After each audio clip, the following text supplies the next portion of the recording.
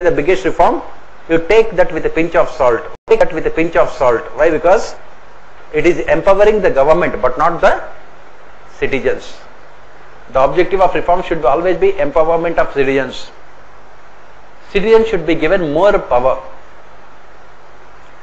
With the GST, government will be getting more financial power by imposing more taxes. So when the government says that GST is the biggest reform, you take that with a pinch of salt. The objective of reform should always be to empower citizens. That is what moral purpose. Next, another important component of the definition is reforms always face resistance.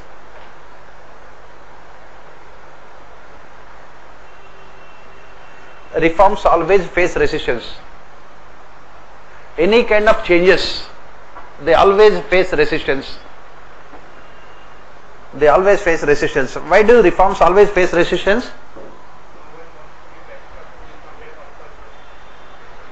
Why changes are always resisted by individuals as well as organizations? Why changes are always resisted? That is what UPSC will ask in your examination, Indian administration, as well as in paper 1. Changes are always resisted. Why? They are for good. I am not talking about you. Otherwise, in general, bad people never always resist changes. I am talking about good people. Yes, why? Yes, let us see what are the reasons why changes are resisted, why reforms are resisted. First one is, as you have mentioned, people are always status quoist in nature. We are always status quoist in nature.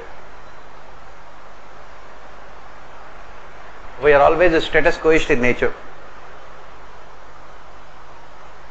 What do you mean by status quoist in nature? We are always status quoist in nature. What do you mean by that? We do not like any kind of changes.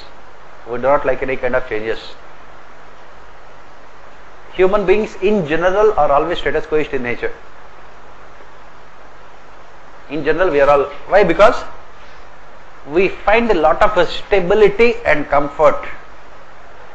We find a lot of stability and comfort